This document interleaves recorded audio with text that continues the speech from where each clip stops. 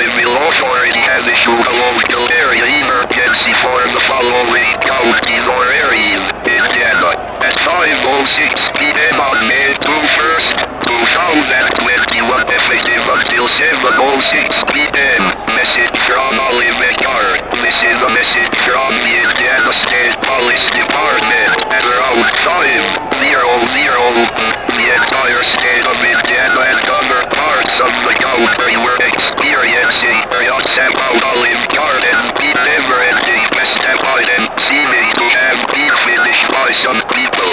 The people only have also reported this pest to be a peace camp in their opinion. It is unknown how they got this thing off, but anybody else who is found only will be arrested for their not-so-smart actions on this situation.